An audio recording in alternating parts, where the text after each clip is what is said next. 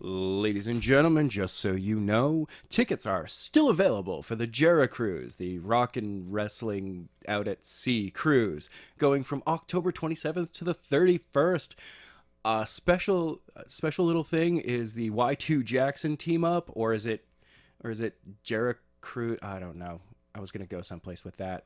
The Alpha Club. Alpha Club versus the Bullet Club. It looks like it's gonna be Marty, Cody, and Kenny versus Matt, Nick, and Chris out at sea. Tickets are still available. People, grab your tickets. Are you ready to grab your tickets? Tim, are you ready to grab tickets? Tim, I didn't hear you.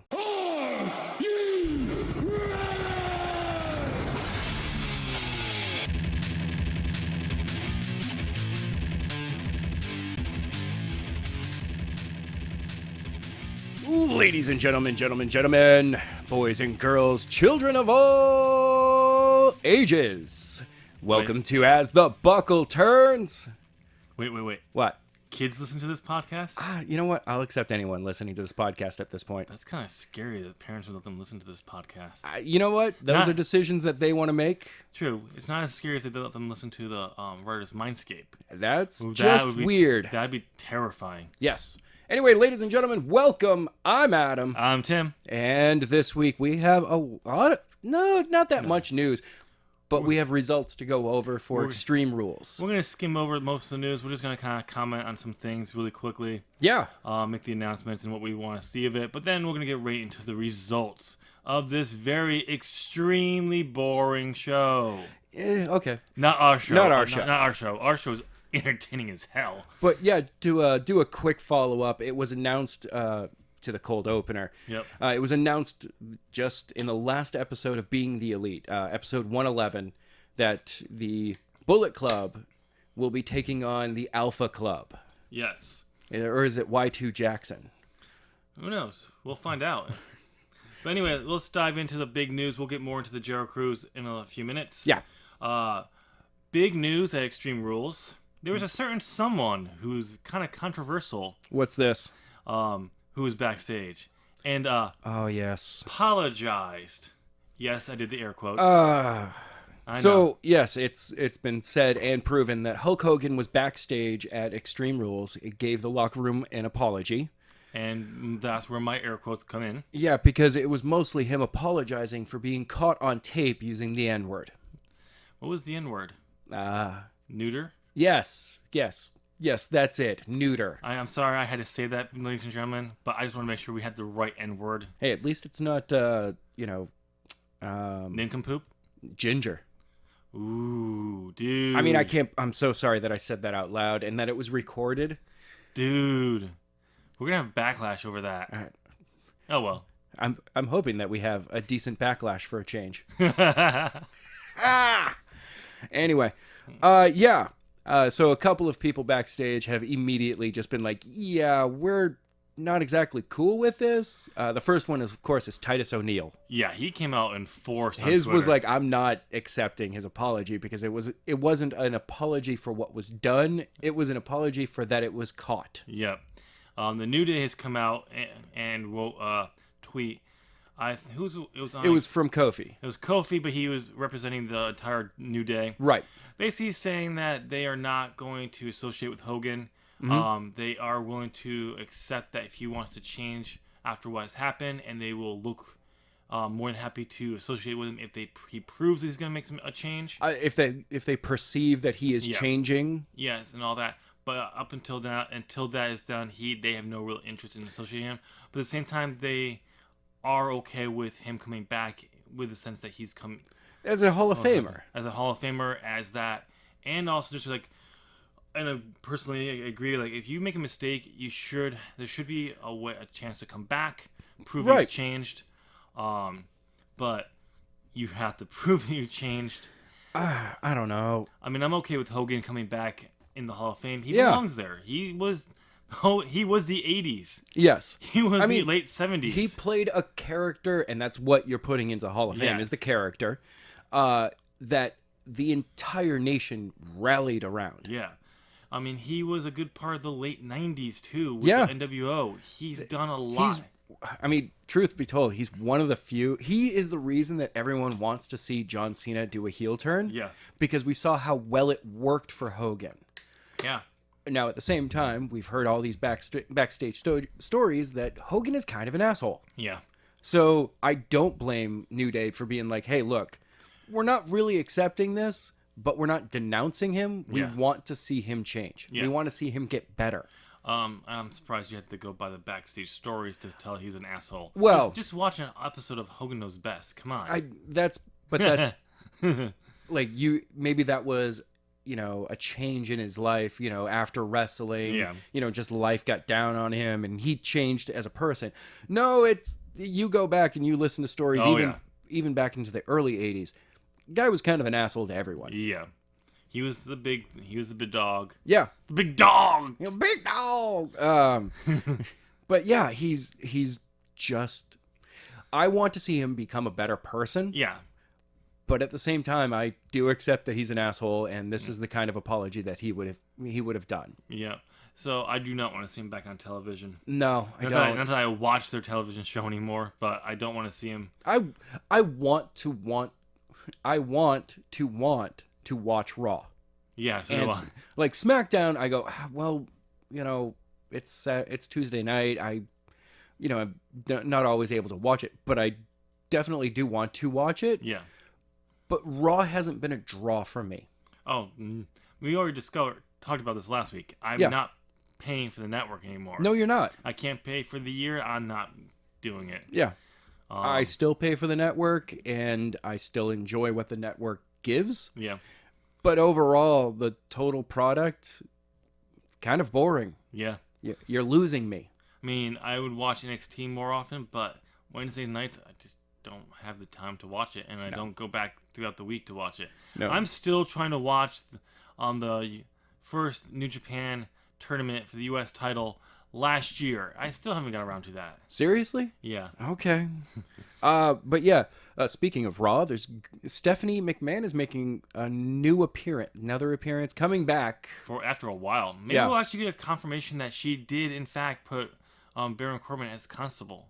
I want to have that confirmation. That's the big announcement coming on Raw. Huge announcement. No. No, it turns out that it's heavily rumored, not 100% confirmed, but pretty much confirmed, that it's going to be an announcement regarding the women's tag titles. Yes. We covered this a few weeks ago where Becky Lynch has been pushing for the SmackDown tag title, not the SmackDown, the women's tag titles to return. Which would be able to transfer between shows. Yes, that's what was her push, because there's not enough women on both shows. Not unless you move all of the women to one show. Which I think would be awesome. It would be a smart move. All of the tag teams to another show. Yes, and make it distinct. They actually did that at one point, but it was the cruiserweights and the women. Yeah. Also, they didn't have that many women, so... And they didn't have many cruiserweights either. Yeah, so it worked out fine. But anyway, the whole thing is that's the rumor. The other possibility of the rumor is there's been internal discussions about an all-women's show. Really don't see that happening. No. Not because I'm a naysayer and women couldn't carry the show. It's more I see that Vince doesn't think women could sell a show by itself. Even a house show, probably. What was those comments outside? What are you talking about? What? No. But there's been a lot of discussion. There's actually talk of dates of late September or October for the date of a show. Okay. So this does not necessarily, if they announce the tag titles, doesn't mean the all-women show isn't happening.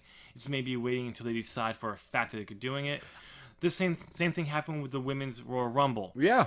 They were talking back in October, and then they're saying Metzler came out saying they're not doing it this year. And then boom, it happened. Then they came back, decided to do it.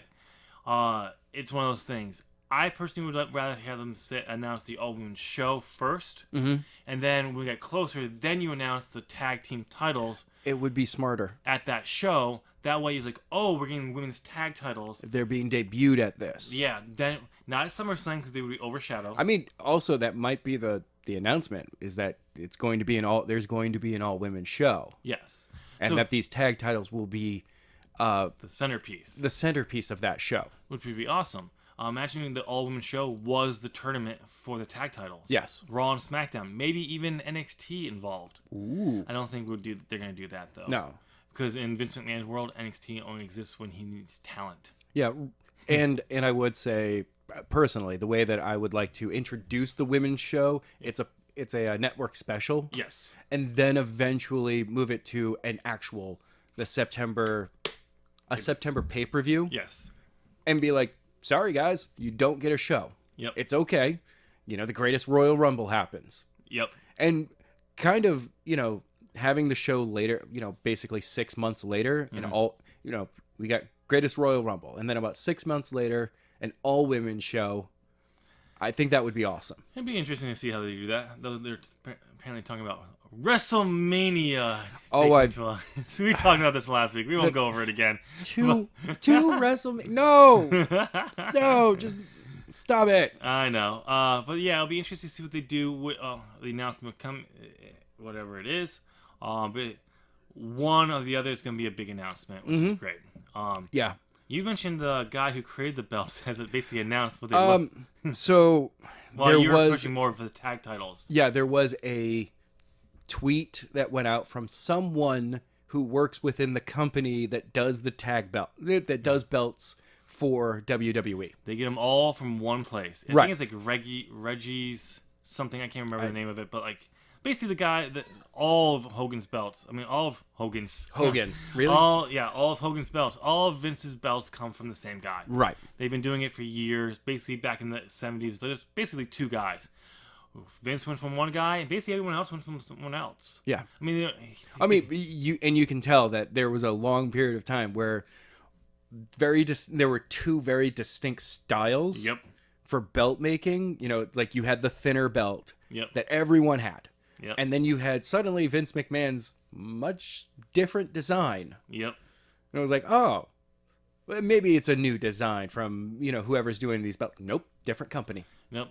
And so... And it stayed like that for a very long time. Yeah, now we could order belts. Go online, just Google wrestling championship belts. Yeah. You'll find like 1,000 of them. Oh, yeah. So, which is kind of cool if you really want your own belt design. But yeah, they tweeted out the look of this one. It's an all-white belt with silver plates. Anything more distinct? So on the front face plate, facing out, you know how on the men's, it's two Spartans? Yeah. On the women's, it's two, I'm going to say Valkyries. That'd be kind of cool. And I was just like, all right, that's actually a really cool idea. Or Amazons. It's two women facing away from each other. I would have rather seen take off the Universal Championship, the Women's Championship, maybe put that in the center. That design in the framework of the women's. I like the fact that both all of them, the two men's tag titles and clearly the women's tag titles, they are so different from the other belts.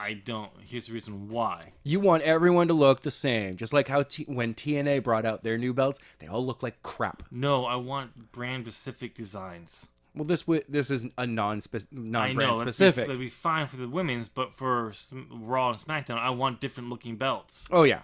Oh God, yeah. Because they're supposed to be two different brands. Not everything's supposed to look the same. Vince. Wow. Just yelling at Vince about that one. Well, I yell at Vince all the time. It's Kevin Dunn. But the thing is, though, there's no microphones in my house. Which I kind of like because some of the things I say, woo, it could give me some legal trouble. All right. I shouldn't have said that with other microphones here. I know. Anyway, also, we've got NXT. I mean, at this point, it's not really spoilers. Everyone's heard about this. Yes, but it's we like to talk about NXT, but this is a big thing that we need to mention. Huge. It's actually supposed to be, I guess, next week's show. It right. happens. So we have a match between NXT champion Aleister Black. Yes. Versus Tommaso Ciampa. All right. And for the NXT Championship. Okay. Tommaso Ciampa is your new NXT champion. Apparently there's a ref bump. Okay. Johnny Gargano comes out and attacks Tommaso and Aleister Black. Okay. And then Tommaso gets up first and gets to hit the win. So nice. And he's your new NXT champion. I love the fact that Gargano is a face. Yep. But he has no problem running out and attacking everyone. Yeah. He's like, no, I want this. I want to fight that guy. I'm not here to be your standard cookie cutter good guy. I want to fight that guy. Yep. And then other episodes, we got to see a build towards Johnny and Aleister Black. Yep. For the #1 contendership. And it was a draw when Tommaso came out and attacked them both. So William Regal came out and said it will be a triple threat for the NXT Championship. Nice. We called it here, folks. Oh yeah, we did call this one. Because when the last tapings were, it was made it clear that Tommaso was going for the NXT title. Yes. We thought it was going to be at Brooklyn 4, NXT Takeover Brooklyn 4. Yeah. We didn't expect it on actual NXT TV. But we got it. But then I said, but there's still another round of tapings. There's plenty of time to introduce Johnny Gargano into this feud to make it a triple threat match. Yes. And we got it. We called it. And it's going to be awesome. I think it's great that Tommaso Ciampa is the champion. I don't necessarily say that Johnny Gargano is going to walk out champion. No. I mean, at this point, I really do. All three of these guys could do a draw. Yeah. And no one wins the championship. And I'd still be very satisfied with this match. The fact that we'll actually get the NXT championship in the main event finally. Yeah. Is good because I felt it was lacking not being in there. Even though Johnny Gargano and Tommaso Ciampa's street fight was great to close the show at the last one. It was great for an unsanctioned match at WrestleMania weekend. Mm-hmm. But we both agree. The title closes the show. Yes. So, but you know what? We'll get that this time. I kind of hope we'll get Johnny Gargano holding up the belt, winning it. But I'm also kind of thinking I'd like to see Tommaso hold on it to have a one-on-one match. To finalize their feud with Johnny taking it. Then you can bring Tommaso up to the main roster or 205 Live, where we want to use him. I would like to see him move up to the main roster and immediately be just the bad guy there. Yeah. And just be like, and TV-wise, you can easily do this. And when he's moved up further on the card, he can, come out. But every time you come back from a segment to his match, he's already in the ring. Yeah. Like, you keep cutting. To your TV audience, it should look like you keep cutting his entrance. Yeah. In reality, it's just him walking out. Yeah. There's continue that no merch, no entrance music, nothing. Yep.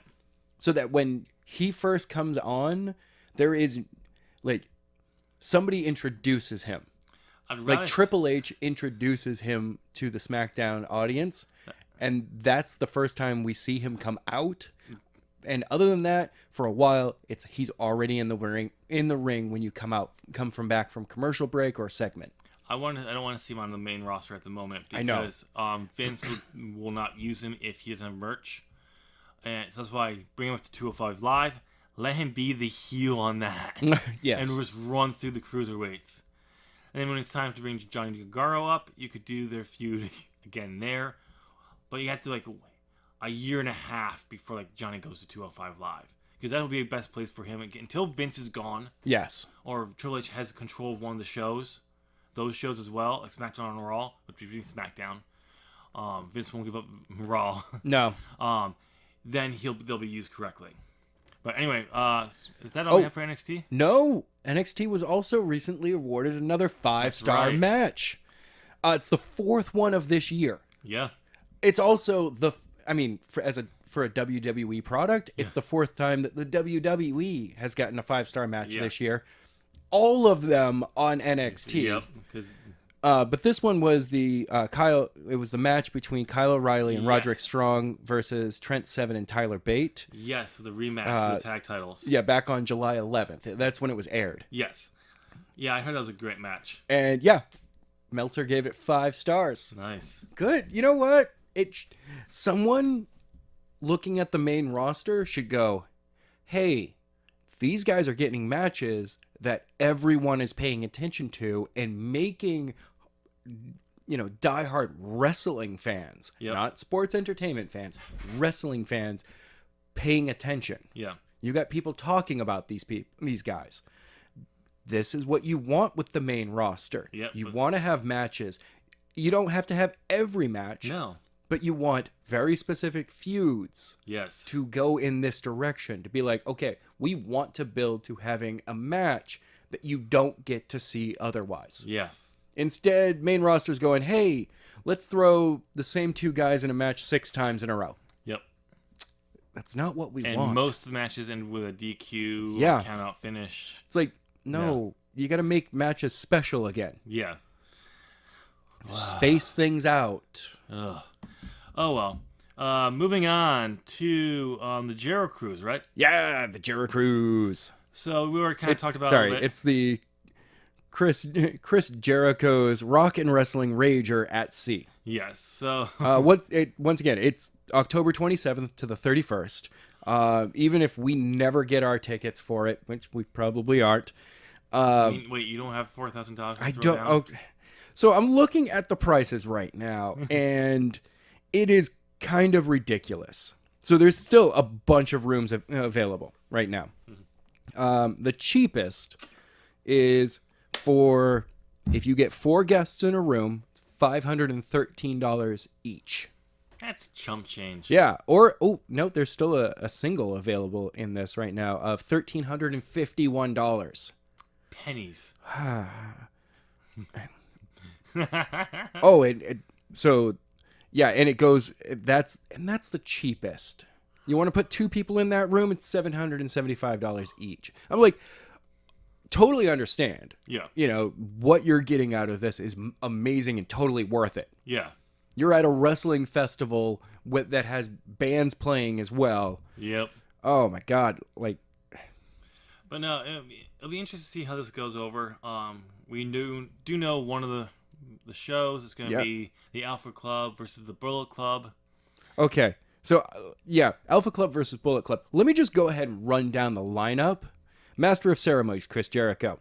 Hosted by Jim Ross and Jerry the King Lawler. Nice. So we got the best commentary. Kenny Omega.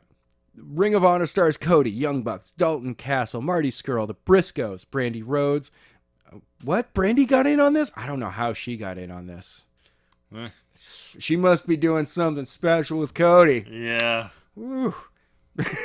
Mandy Leon, Kelly Klein, Adam Page, Jay Lethal, Christopher Daniels, Kazarian, Flip Gordon.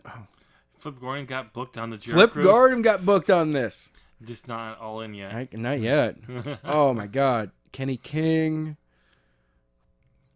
Just a bunch of going down this list. It's awesome. Bunch of stars from Impact Wrestling. Right now, actually, only 2. Only 2? Sami Callihan and Brian Cage.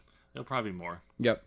Special guests, DDP, Mick Foley, Ricky Steamboat, Rey Mysterio, Raven, Pat Patterson, James Ellsworth. Okay. I mean, okay. Yeah, SoCal Val. Noel Foley. Interesting. Yep. That's because...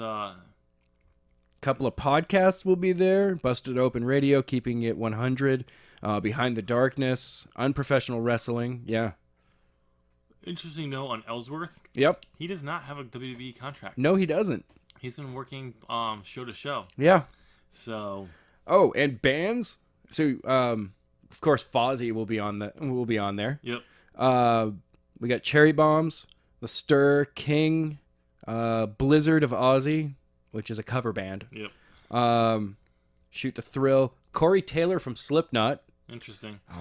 Just so you know, if you were wondering why the prices are so high, we just gave you the reason why. Yeah, everyone this is... They have to pay all these bands and workers what their going rate is for a match. This is awesome. So... I really, really wish I had the money to be able to go. Rob a bank. Yeah. yeah. It's so sad that might be that's become a plausible thing. At the very least, if I get caught, I mean, I'll have food every day. Oh, just don't make a sudden motion when they're yeah, arresting you. no, it's purely hands up. Hands I'm up. like, all right, you guys got this. You You got win. this. You win. He's moving for a gun. Oh, God damn it, no. Don't kill me. But yeah, also Kenny Omega is going to be on Chris Jericho's podcast upcoming. I don't know if it's the next one or if it's going to be canned and released later. Interesting note: the last time Kenny Omega was on Jericho's podcast, the highest number of listens that year. Well, for that show. For that show. Yeah. That was cool. That's pretty cool. I like the fact. I also love watching the dynamic between Kenny and Chris, and actually all of the guys in the Elite and Chris, because they're like, we respect the crap out of you, Chris. Yeah. You're in stories about Chris Jericho almost always are. He's a really nice guy. Yeah. Don't piss him off. He'll Yeah. get in your face. Just ask Brock Lesnar. But at the same time, like, he sees that you need help, or you're a friend of his and you need help. He's gonna be like, what do you need? Yeah. What can I do to help? Yep. So I'm like, that's the kind of guy that you need more in, like, just the world in general. yeah. All right, so let's move over on to New Japan really quickly to give a little coverage of the G1 tournament. Yeah, I'm gonna bring up the night 6 results. So we're not gonna go over all the results. The big thing I wanted to talk about, I noticed the other day, is Jay White. Yes. Boy, does New Japan know how to capture someone who gets natural heat and just explode it. This guy is on a roll right now in the tournament. He has like 6 points or 8 points or something like that. I can't remember. Like, he's leading his block. Oh, in wow. Points. The last time I checked. So, like, yeah, they got something. They're using it. Oh, they're doing a great job with it right now. Now, I don't necessarily think he should win the tournament. I think it's still a little early for him to be challenging for the World Heavyweight Championship, especially at Wrestle Kingdom. Mm-hmm. But being in the finals of the G1, absolutely. But he's not ready for a world title shot. Yeah. Maybe when Jericho comes back with the Intercontinental Championship, those two can face off and he can take the belt off there. Or when Jericho drops it, if he drops it back like the Naito or something like that, then you could have like Jay White go for that belt. I think Jay White needs perfectly balanced between the U.S. and the Intercontinental titles scene for the next year or two. He needs at least another year and a half before he can even his first shot at the title. Oh yeah. Sorry, I'm looking at the current standings. Yeah. So Block A is being led by Jay White at 6 points. And Block B is being led by Kenny Omega with 6 points. Nice. Both men have won all 3 of their matches so far. I'm like, good for you guys. Yeah, then we've got Michael Elgin in Block A with 4 points, and Elgin, Evil, Togi, and Hiroshi are all at 4 points over there. Block B has Ibushi, Ishii, and Naito, and Sonata all at 4 points as well. So, I mean, it's looking pretty good over there. How's Okada doing? Let's see. Last I saw, he had 2 points. He still has 2 points. Oof. Yeah, he's not doing so good. He lost to Fale, and White. Oh yeah, because that's what captured his even more heat. Speaking of Okada, he changed up his ring attire and his entrance. Interesting. No more money? Well, no more money. The new ring entrance is a remixed version of the other one. It's kind of like chopped up and a little bit more edgy. Okay. Not WWE edgy, where you're just like, it's air quotes edgy. This is like, you actually listen to it and you're like, there's a change. There's a definite change in this character, in this entrance music. His ring attire is now black and red. Okay. Before it was gold and red. Mm-hmm. You also see a lot of the guys in Chaos are switching over to more black and red ring attire. Interesting. Will Ospreay has done it. Jay White kind of already had been doing it. Yep. So I'm looking at it going, all right, so Chaos is as a faction is doing a change. Yeah. And then there's the Bullet Club, which we all know what's going on over there. There's like 2 factions now. Yeah. There's the Elite and the Bullet Club. You get the Elite, but then you have in the Elite the Golden Elite. Yep, the Golden Elite. And then you have the Bullet Club with the Assassins, the Fire Squad. The Fire Squad within it. Within it. So, yeah, it'll be interesting see what happens. I do also really enjoy Fale's new catchphrase. What's that? Fuck 'em! Okay. That's all it is. I don't know why you want to fuck him, but... You know... can you tell us what... A man that size, I am not asking questions. Can you please tell us Fale's catchphrase, not to swear? Fuck 'em! I just asked you not... Never mind. Damn right. All right, that's all what we have today. Leave your thoughts down on what we had, our comments on the news and developments over in New Japan and across everything down in the comment section. Yeah. Now it's time to cover the extremely boring Extreme Rules match. Yep. Not match. Pay-per-view. Pay-per-view? So. Let me just go ahead and slowly bring that stuff up. Oh, Extreme Rules. Very slowly. Whoops. Sorry. I didn't delete. Extreme Rules. Have I told you you suck today? Yes. Yes, you have. Oh. Already. Well, I haven't told you on mic yet, so you suck. Okay. So yeah, we had our picks. And who won this one? You had 8 correct. I had 6 correct. The funniest part is I was dead even on the show. Yeah. So I went for 6 out of 12. The funny thing is, at one point, like, we were like, right before you went to bed, I was like, we're going to tie again. He's like, no. It looked like we were. I was like, no. And then because we didn't agree on the second main event. I was like, yeah, we might not tie, but it's going to be really close. And I won both those matches. Yep. So I did not watch the pre-show, the first one. I did catch. You didn't. Sin Cara and because I tuned in a little Almas. too late. But I did catch Insanity versus New Day. Yes. So I literally do not remember the match of Almas and Sin Cara. All we know is Sin Cara won. No, Almas won. We both agreed on that one. Yes, I just wanted to throw a loop in there. Oh, you.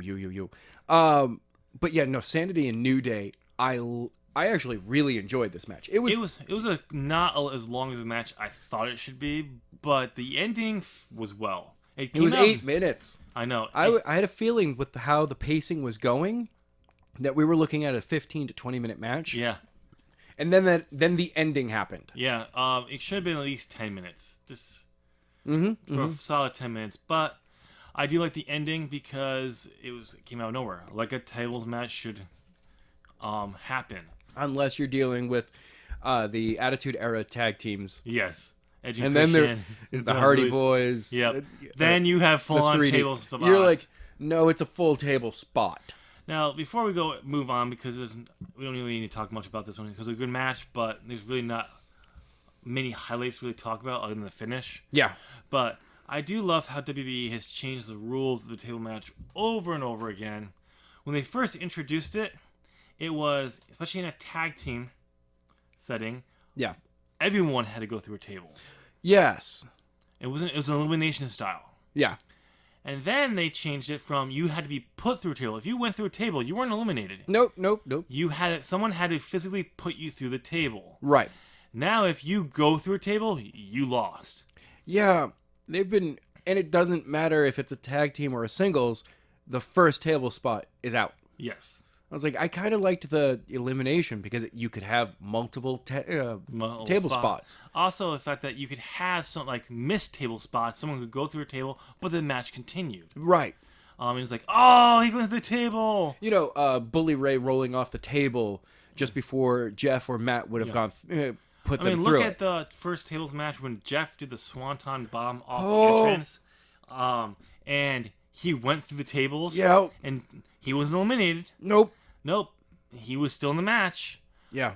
That you get to have more of those kind of spots. It's more fun that way. By the way, the table spot at Madison Square Garden, where they went through, it was one of the. It's not the entrance ramp, but it was one of the audience entrances where he dove off. Yeah. And oh my God, like, I'm so glad if you were watching it live, Yeah. there was a moment where you actually thought that Jeff had broken his tailbone. Oh, really? Because he bounced on the concrete. Oh. Just on his butt. Ow. That just bounced. And then he sat there for a second. And you could see that, like, Bubba Ray was just off to the side, kind of look over, and, like, all of them had this look of, oh, God, what happened? Yeah. That's not what was supposed to happen. I actually think that's the one I'm talking about. I think so. Yeah, there wasn't WrestleMania. No, it was. This was at the Royal Rumble. Yeah, that was the one that was at Madison Square Garden that year. Yeah, because that was the first time they introduced the tabletop match because of the Dudleys. It was that was a huge one. And then there's the 15-foot ladder one that he did onto Bully Ray. Yeah, that was another one that, like, he still hit the concrete with just his butt, and it was just like, ow. I'm pretty sure that was one of the TLC matches. Yes. So, but yeah, they need to go back to the old way it was. It makes for more exciting title matches. And it stretches the matches out a little bit more. Instead of having these fake out table spots, you can still have in those rules, but it's always these. You get the table spot at the end, and it's just like suddenly. Big Show steps through a table. Up, he's eliminated. Yeah. John Cena gets shoved, which is technically being put through, but it's still. It's more of a I just pushed you away from me and you fell through a table. That's a cheap win. Yeah. But anyway, moving on to the main card. All right, we've got opening the show was the Leaders of Worlds versus the B Team. And the surprise win of the night. Yeah. The B Team are now your Raw Tag Team title holders. I was glad for that. Like, that actually works. Yeah. I was like, they've gotten themselves over. It's a nice reward. I'm pretty sure if Vince McMahon was at the show, this would not have happened. Exactly. Oh, yeah, the rumor is Vince was not at the show at all. No, it was not a rumor. It is fact. Okay. We do know because people were wondering why. But there's actually... It's not fully confirmed or anything like that. I do know why. I'm covering myself over here. But yes, I do why? know why. Because it's actually been a long-standing tradition that Vince takes a week off in July. Huh. Takes actually a vacation. So, by the way, I love the fact that this is an Extreme Rules pay-per-view, and it really wasn't an Extreme Rules. No. But that's one of the things. But it was we needed a hardcore match in there. We did have one. No, we didn't. No, we didn't. But it was a good match. I mean, I was glad for the B Team. Yeah. They've gotten themselves over as a team really well since the Miz Taraj. I think working with the Miz helped build that up to this. Well, and just the way that the audience has just accepted them. Yep. And I'm like, nope. The audience is like, yeah, we cool with you guys. Yep. So it'll be interesting to see how that goes on from going forward, or how long the belts stay with them. Yeah, I don't really see it for a long period of time. But we'll see. It was still a decent match. Not the best match, but it was a nice surprise at the start of the show. Yeah. So. All right. Next up was Finn Balor versus Baron Corbin in a singles match. Should have been a hardcore match. Yes. Everything should have been a hardcore match. Yep. Like, that match should have been a tables match to start the show. Yeah. But Finn Balor won. Yeah. Yeah, I got a win here. Yeah, you did not. Yep. Finally. It was a quick roll-up. Yeah. But using the whole size thing... Stop using size as a storyline. It's not okay. No. It's dumb. But Vince thinks it is. Whatever. That's Vince's thing. I think Vince is just pissed off that he couldn't keep the size thing going with Daniel Bryan with Big Cass. Yeah. So he's like, we're going to bring it to Raw. Shift it over here. I got more stories to tell with this. So we're going to do it with Baron Corbin. No. Ugh. I mean, it would be... No. Yeah, it would have been funnier if they just moved Baron Corbin over. And so the way it worked was Corbin and Bryan. Oh, God. And it'd just be like, wait a second. Did you just... Go, hey, Corbin, here's your script. Why does it keep saying Big Cass on it? They're like, shut up and just read. I'm Big Cass. I'm 7 feet. Yeah. You can't teach that. what? What?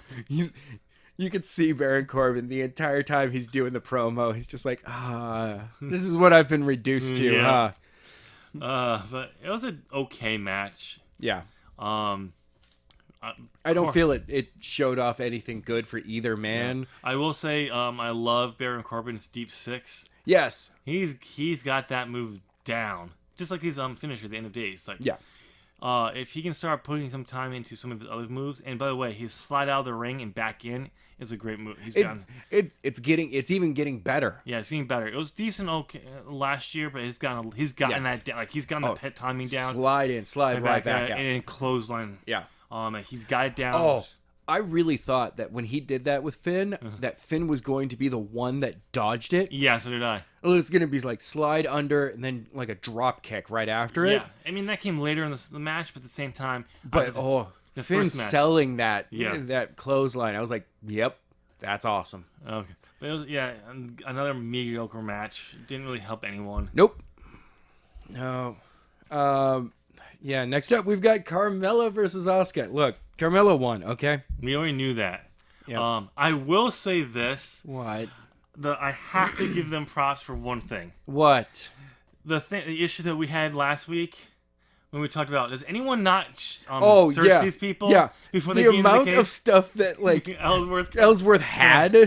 He kept dumping down. He's like, here's a chain, here's some brass knuckles, here's a tire iron. Yeah. Oh God, I'm falling out. Then he gets out of he picks the lock, and then he falls, and we all knew this was going to happen. So were you watching it live? Yes. Okay. So did you see that he set that the hook, the ankle harness? Oh no, I did not catch that. Yeah. So right after he dumps some stuff out. Yeah. I think it was the last thing where the ref or Asuka really was arguing about that. Yeah. With Carmella, mm-hmm. and there was just like this moment where technically the attention is drawn away from the cage for a second. He is down on one knee, locking it in. Oh, really? I didn't touch that. Like he did that, then he got up and picked the lock, and before he fully opened the door, he went back down to recheck it. No, I don't blame him. And it was a full harness. That's why when he was flipped over and his sweatshirt pulled up and you saw the back. Yep. That's actually part of the harness. They probably try to sell that off as body armor. Body armor. Well, I mean, it kind of did. Yeah. I was like, why is he wearing body armor?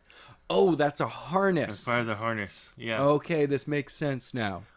We all knew that, and Asuka being distracted, she's going to come up. Melo's going to come up, shove her into the cage, get the pin. I mean, I'll say this defeat of Asuka was a better planned out one, right? Using the actual shark cage. Well, I mean, not just that; it's also showing that what she's beaten by was someone with way too much underhanded tricks going on. Yeah, like there was just too much of a distraction. Everyone was distracted. Yeah, the match at that moment felt like it had stopped. I also like the fact that they actually had to bring the cage down so they could try to get him back in or get him down or whatever, so they could put him back in the cage. I like that part, but again, we knew who was going to walk out this one. Oh, I knew that there was going to be a cage spot because that was the lowest the cage had been for a while. Oh yeah. Like you looked at it and you're like, there is no overhead move going to happen near that cage at all for this match. It's way too low right now. Then I also thought I was kind of hoping maybe Asuka would be prepared for this and then counter. And let Mella go for it and then get the pin. But no, we all knew Mella's wood turning. The parent match for Carmella at SummerSlam is Becky Lynch, apparently. Okay. They have a match this week on SmackDown. If Becky wins, she faces Mella at SummerSlam for the women's tag team. I like it because I would like to see Asuka and Becky in a match for the title. Also would I. I'd like to also see because we don't know what Ellsworth's condition yet after the match, or if he'll continue on. But I'd love to see Ellsworth come back out for that one, try to distract Becky. Yeah. She's ready for it, but Asuka comes down. And just goes after Ellsworth. Ellsworth's distracting Mella. Yeah. And allowing Becky to pick up the win and win the title. Yeah, that would be cool. But they have to, Becky needs this title win. Yeah, she does. She needs it. Yes. Moving on. Next up, we've got Shinsuke Nakamura defeating Jeff Hardy for the United States Championship in 6 seconds. Wow. Yeah, this match was perfect. With Hardy being injured. Okay. And then, first off, why didn't he do this to AJ Styles in any way, shape, or form? I don't know. The second he started doing the dick punch, he should have done this. Yeah. Yes, I know. But, like, I like how he purposely did it before the bell. Yep. He's like, you can't disqualify me. The ref's back was still turned, but he did it before the bell. Yep. And then just stood there and was just like, no, Jeff, get up. Get up. Get up. Come on. We got to do this match. And Jeff's like, yeah, ring the bell. Rings Ring the bell. We can do this. And then... Oh. By the way. Yeah, that was a good one. That was awesome. Like, Jeff waited until the absolute last second to go limp. Yep. Like, as soon as that knee made any contact with him, he was already, like, he just went full limp. Yep. Because you can see with the way that, like, Nakamura lands almost on top of him. Yeah. That, like, Nakamura was like, you didn't, like, fly away from it. You just allowed it to hit you. Yeah. Jeff's like, whatever. I've done worse. Madison Square Garden, I landed on my butt on concrete after a 15-foot drop. Nakamura's like, you're hardcore. Raven's over there like, dude. Tommy Dreamer stops up and he's like, that's right.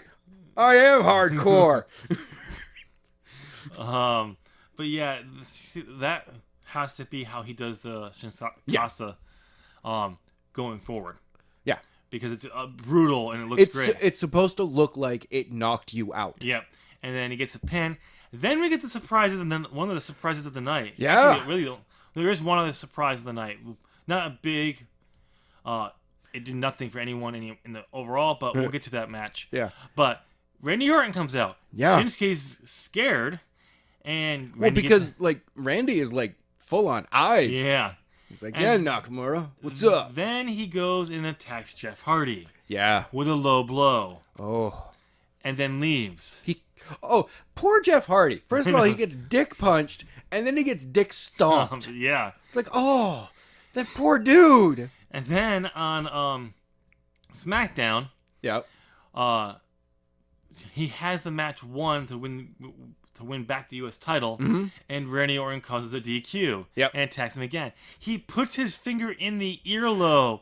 Yeah. Just right there. So there's rumors that Jeff Hardy may be taking time off. There's also rumors that the triple threat match for SummerSlam for the U.S. title between the three of them. Right. Maybe they could take some time off, a little time off here and there, not maybe work from house shows. Yeah, just on that. But there's also rumors he's gonna be working those. Who knows? Maybe after SummerSlam. They're gonna have him. Then he'll take the time off. Who knows? I'd like to see him. The story I would like to see is that Jeff, for right up all the way till SummerSlam, is just getting beat up by these two guys. Like, he is. Anytime he's about to get ahead, Nakamura comes out and hurts him and beats him up. Or Orton comes out and beats him up. Like, and it doesn't matter what match. Yeah. Heck, I want to see a match where Orton comes out, beats him up, and then Nakamura comes out and beats him up, all the while looking at Randy going, yeah, you think you're going to hurt him? Boom, I'm going to hurt him. I'm going to hurt him more. And it goes like that all the way up to SummerSlam. And at SummerSlam, just like, seriously, guys, leave my dick alone. It's all low blows. I'm trying. I want to have another kid someday. I want to have kids one of these days. He does have kids. I know. I want to have one more at least. Just one more. It hurts to pee now. This was a good surprise. I loved it. Yeah. It worked. Yeah. Then next up is Kevin Owens defeats Braun Strowman by escaping the cage. By the way, Kevin Owens didn't win that match. No, he didn't. Braun Strowman threw him out of the cage. What did I call? Yeah, I said through the cage, not off the cage. Yeah. But I did call that spot. A similar spot. That was awesome. He's just like, and you're up here on top of the cage with me. I could throw you back in, but this looks more painful. Yeah. He did a Mick Foley. And the fact that he actually, like, he's trying to get the handcuffs because he was handcuffed. Yeah. And Kevin Owens is just taking his sweet time, and he's just like... Just breaks it. And he was like, oh, fuck. Yeah. And tries to, and he grabs him, he's like, oh, Nope. No. You know what? Screw this. You want to get out of this cage? You can get out of this cage through a table. Yeah. And he chucked him in. Wow, he got the distance. Yeah, I do have to say that could have been the most hardcore match of the night. Yeah. If just like one thing had been added to it. What's that? A random weapon. Yeah. Like Sami Zayn shows up out of the blue and he slides a steel beam into the ring. Steel bar, pipe. Kendo stick. Something like that. Yeah. Where Kevin has the advantage. Yeah. And the reason he wasn't going up the cage so fast is because he was having fun beating Braun over and over again with that kendo stick. To the legs, to the back, to the arms. Oh, and then Braun breaks the chain and Kevin just runs. Yep. He just starts sprinting up and then that spot at the end happens. I was like, yeah, Kevin wins in quotes this match. No, Braun destroyed him. Yeah. So, and there's rumors that Kevin Owens is not happy with his spot on. I don't blame him. From what I've heard, he's not happy with the way he's been treated, and I don't blame him. I mean, right now he's supposed to be a smarmy heel. Yep. Who also does like to fight, but you know he's a smarmy heel about it. Yep. And he's being used every which way, every single week. You know, he's cowardly. He's like the way that this story had been building. Braun Strowman's been like bullying him. Oh, I know. And I'm like, that's not cool. But that's okay in Vince's eyes. Yeah, because he's the face. Yeah, that's what you do. Faces can be bullies to heels, but heels can't be bullies anymore. No, if they're bullies, they're bad. Yeah, we can't do that. No, Vince. Anyway, this is why their anti-bullying campaign is a joke. It's a joke. All right, next up we got the Bludgeon Brothers versus Team Hell No. And what do we got earlier in the show? We got to see the Bludgeon Brothers take out Daniel and Kane. Yep. And this actually was an angle to cover up Kane hurting his ankle. Yeah. Why he was going to be in a air cast. Yeah. So they didn't know. I haven't heard anything when he actually hurt his ankle, but he has hurt. He heard something before Extreme Rules. Mm-hmm. So they did this spot to cover that, and the Bludgeon Brothers continue their dominance. Yes. So it'll be interesting to see if we'll get a Sanity. I would like to see Sanity versus Bludgeon Brothers and how vicious that, like, in the way that Usos and New Day like went, hey, yeah, we're gonna hit each other. Yep. This is gonna be a hard hitting match. Like, I want to see the Bludgeon Brothers and Sanity go, you guys took it to that cool little line right there. Yeah, we're gonna go above that. That's so cute. You have to have what's his name? The Scott guy. Yeah. I can't think of his name of Sanity. Oh, okay. You know him from England. He's one of the guys who was over there, but he's... Alexander Wolf? No. Or Killian Dane? Killian Dane, that's it. Needs to be in the match. He has to be officially part of the match to do it. But I think that'd be kind of fun. But yeah, Bludgeon Brothers retain. A decent match. But yeah. Once again, almost everything up to this point, nothing has really been past the 8-minute mark. Like, this was 8 minutes and 20 seconds. I was like, why are we doing such short stuff? I know. Like, it doesn't feel like kind of felt at that moment that we've been kind of rushing through everything and stalling in between stuff. It was like, and get that match done. All right, let's stall for 20 minutes. Yeah. And then looks like we're going to finally get Daniel and The Miz at SummerSlam. Yeah. And apparently their Metzler has said still no contract, not even a contract extension. Nope, not yet. To him. And because I think, and the reason why people are saying this is like, yeah, I'd like to stay with WWE for the money, but the rest of the wrestling world is so interesting right now. I think Daniel's like you know what? I want to go out there and get some out. Because for him, it's not the money you can make. It's the joy of having matches. And with his name, he can go out there. He'll be like he can charge probably what Kenny Omega makes. Well, not just that. You know that Ring of Honor has an open door for him immediately. They're like, Daniel, come on back. Daniel Bryanson, come on back. The American Dragon, come on in. He'll go to. I think he'd do the Ring of Honor New Japan thing in a heartbeat. Oh yeah. So only time will tell. I kind of rather at this point would just rather see him go back to the indie scene. I would love to see him in the junior heavyweight division for New Japan. Yeah, I'd just like to see him go back there and just do some stuff, some better stuff. Yeah. Really show what he can do. Join up with Chaos. And then I'd love to see when Triple H takes over and like come back for one more run with WWE in his career there. Oh yeah. But I'm okay with him ending his career in the indie scene because that's where he started. And he'd have a better ending to his career than right now under Vince. Yeah.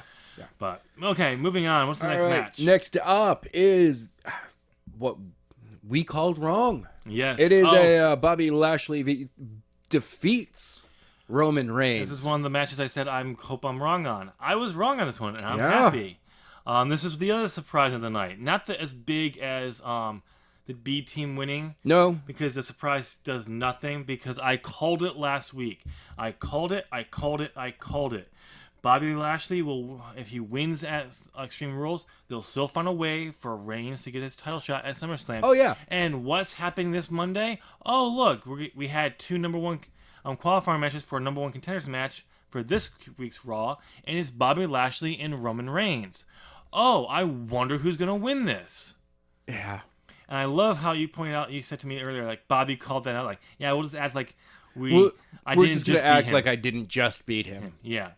Of course. I will also give this match credit. It wasn't the best match, but I do like this. The little twist they did in this match. And you know this came from Triple H. Okay. Not Vince McMahon. This is where I stopped watching. And it wasn't because of anything with the show other than, Bobby Lashley. I have to work early on Monday morning, so I have to call it a day. Yeah. Is that this match was the exact opposite of a normal Roman Reigns match. Mm-hmm. It was Bobby Lashley taking all the beat and Reigns dishing it out. Yeah. And the fact that I love that Bobby got to beat Roman with a spear. Oh, that's awesome. That's perfect. So, and in some of those throws that he got over the top rope on Bob, wow, that looked a little. But good for Bobby for willing to take that. Yeah. I think we're gonna start seeing a more aggressive side of Bobby. Okay. I hope at least. Because that's for those who have been following his career. When he went to TNA, he became more aggressive. Yeah. They allowed him to show off more of the MMA side of of him. Yep. And now he's back with the WWE, and they're like, no, we want vanilla. That's the MMA thing is Brock's thing. Yeah. It's like, Brock's not here. And Roman's and Ronda's thing. Well, okay, Ronda is here. That totally makes sense. Okay. But Brock's not here. And when he does show up, he doesn't really do the MMA thing. He does Suplex City. Yeah. And an F5. That's it. It's all we've had lately. And maybe an F5 through a table. Until there was that match with AJ, and then there was actually kind of a match going on. Yeah, a really good match. He sold. Yeah. But I mean, like, overall, it's just watching two vehicles smash into each other. Yep. And I'm like, that's why I hope maybe they'll make the right call and put Bobby Lashley in the title match. It won't happen. Oh my God. Do you know two MMA guys? Yeah. Just at one point, it's just two dudes throwing, quarter power punches at each other. And then trying to go for a takedown. Yeah. Nope, that didn't work. Punch, punch, punch. Go for a takedown. I want to see Lesnar go for the Kimura lock again. Yeah. That broke Triple H's arm twice. Broke it. Yeah. Air quotes on that one. which led to Triple H cutting his hair. Well, because one of them, he showed up at NXT the next day without the sling on. Nope, you're thinking of the Roman Reigns beatdown. It was a press conference. He didn't have the the brace on. Yeah, and he said he had it underneath his suit, right? Which most people would put it on anyway. Yeah, but it was a cover. But it was also the photo when he had his new haircut. Yeah. And he's like, no cast. Like, where's the thing? Like, it was underneath my jacket. Right. But anyway, this was a surprise. It was an okay match. But again, we know what's going to happen. Reigns is still going to get his title shot. Yeah. I mean, somehow they'll work Roman Reigns into this at some point. Somehow. So. It should be Lashley and Brock. Yep. But whatever. Yeah. Moving on. All right, next up is the Extreme Rules match for the WWE Women's Championship, where Alexa Bliss with Mickie James defeated Nia Jax, who also had Natalya out there. Yep. For some reason. And Ronda showed up. Ronda came out. Ronda had a front row ticket. She was out there the entire show. No, she wasn't. She wasn't? Nope. She wasn't out there until about 2 matches before this. Oh, really? I thought I saw... Because there's a bunch of times where they kind of show that corner. Yep. She's not there at all. Okay, I thought I saw... And there were other people sitting there at the time. I swear I saw her early in one of the opening matches. She was there, but... I mean, she could have, ducked out to grab some food or had to, take a phone call or, one of those things, had to step away. Yeah. Use the bathroom. I don't know. But, I mean, the fact pull a John Cena and have 6 beers. Yeah. And they have to run up the ramp. Like, oh, shit, I gotta, this match is happening? Okay. Crap. Congratulations, Charlotte. Crap. Yeah. But we knew she was going to get involved in this. This was not a surprise. I love the fact it did use Natalya to do it. Like, they're beating down Natalya, her friend, and you just see her face like, that's it, I'm going. And she's like, that's it. Up and over. Went up and over. I mean, she took out Mickie James, tossing her over the announce table. Yeah, that first time when she grabs Mickie. Yeah. I'm willing to bet there was a quick moment where Mickie was like, she's actually angry. Oh, God. Yeah. Because when she first swings her, Mickie doesn't go with it. Yeah. And then it's on that, that the follow-up swing. Because it was like, you're not going the way I want you to. Hold on. Okay, let's try this again. That follow-up that Mickie goes, oh, we're going this way. Okay. Yeah. I thought we said we were going left, but we're... Oh, into the barricade. Yes. Yeah. Okay, boom. I did like that Mickie James recovered and used the kendo stick to attack Ronda after she finally got her hands on Alexa. Yep.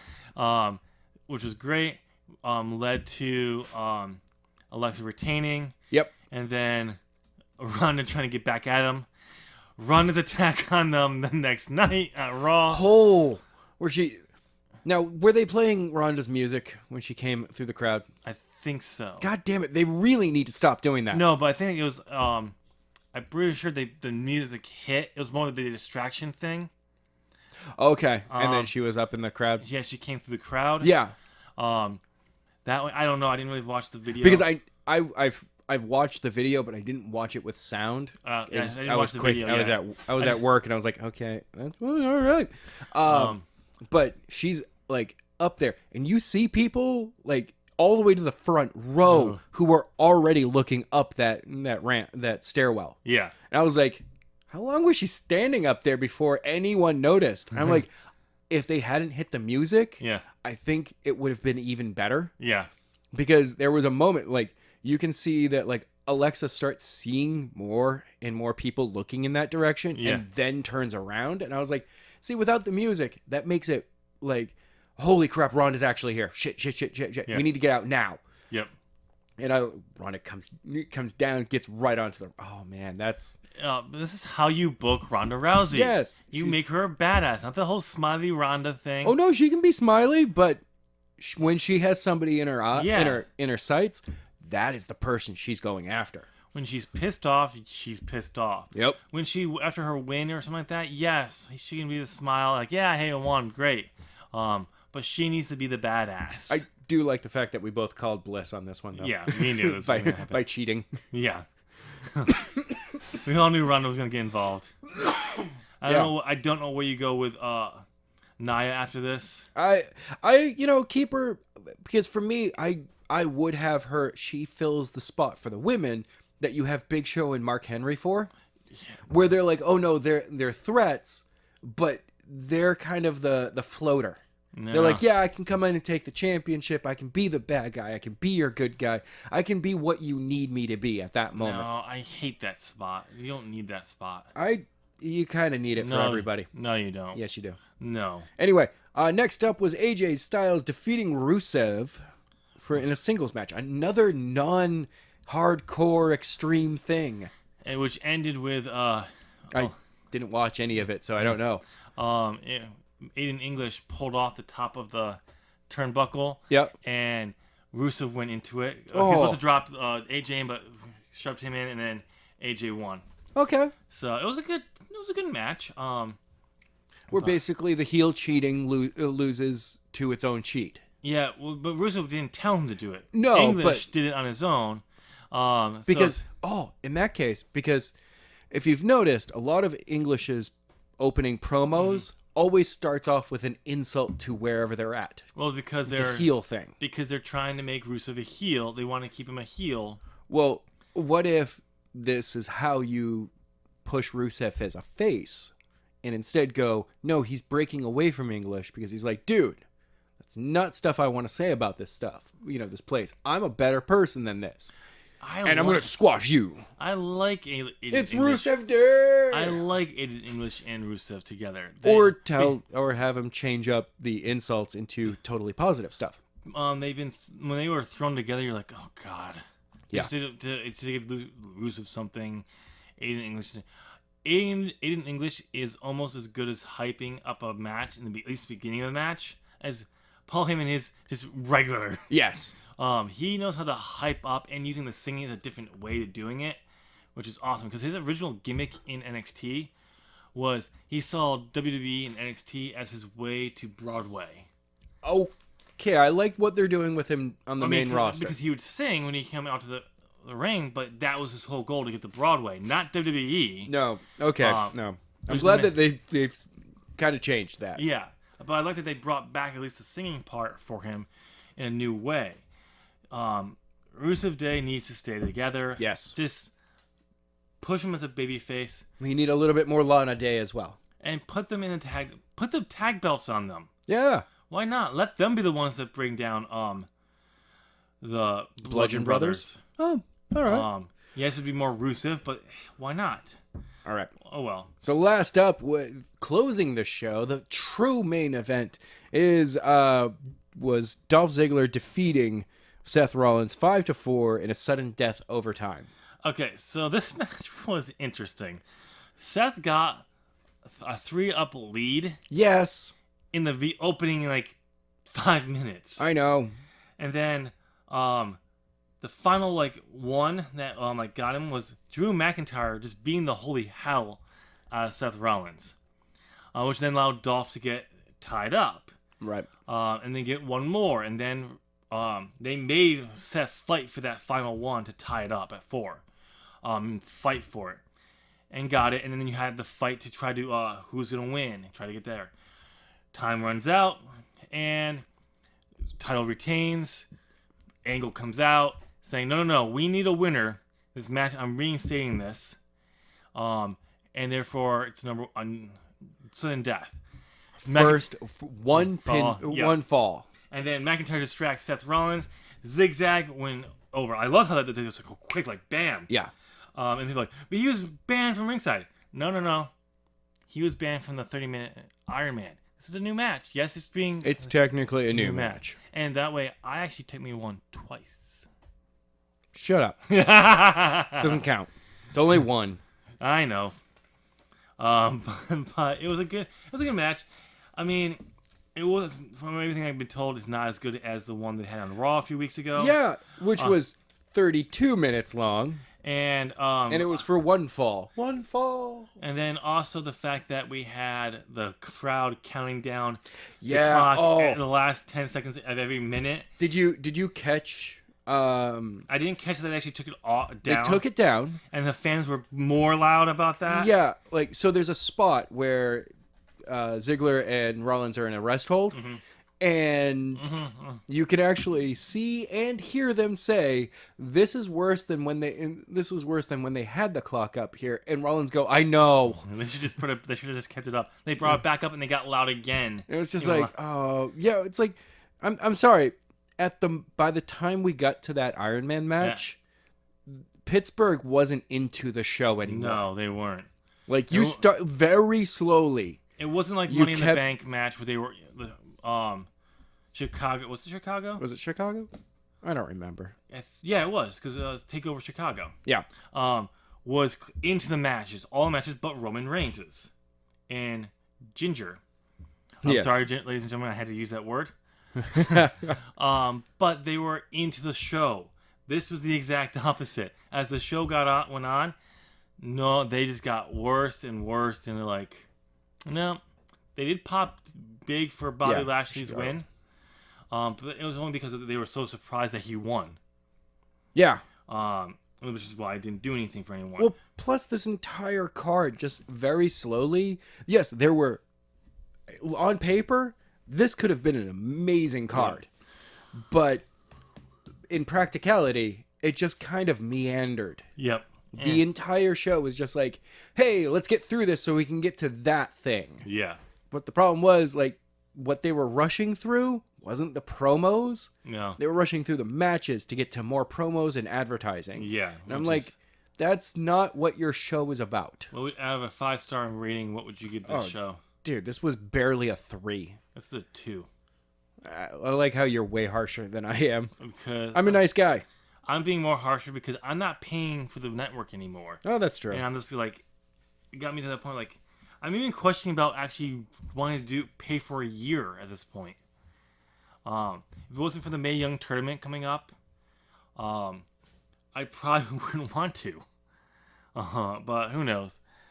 But yeah, ladies and gentlemen, let us know what you thought down below of the Extreme Rules pay-per-view, what you thought of our comments. Yeah. Are you excited about Roman Reigns versus Brock Lesnar for the Universal title at SummerSlam? Because we know it's going to happen. It's going to happen. We're calling it. Even if we somehow end up getting a triple threat match for the belt, which would be dumb. Yeah. Because we know Roman's walking out with it. Yep. The only thing I could say the SummerSlam's main event is Roman wins, Strowman comes out, cashes in, and leaves with the belt.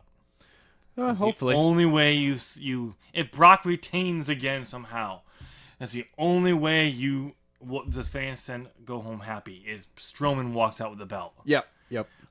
If Bobby somehow gets in that match and it's just the 1-on-1 match, and Bobby wins it, the fans will go be happy because Brock's not the champion. Because Brock's not the Reigns champion. wasn't in the match. Yep. And yes, is Bobby Lashley, and they gotta fix him, but at least it's someone who you can get behind. Yeah. They haven't fully ruined Bobby yet. No, not yet. Vanilla Lashley needs to go away. Yes. And we're starting to see this slowly. We need a little bit more beast mode. Yes. And Brock Lesnar is a perfect person to bring it out of him. But we're not saying we need Brock Lesnar level beast mode. I'd have no problem with, a babyface beast. Yeah.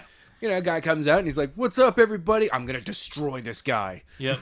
Ladies and gentlemen, like we already said, let us know in the comments. Be sure to subscribe. Join the notifications so you know when new videos go up on the 01 podcast.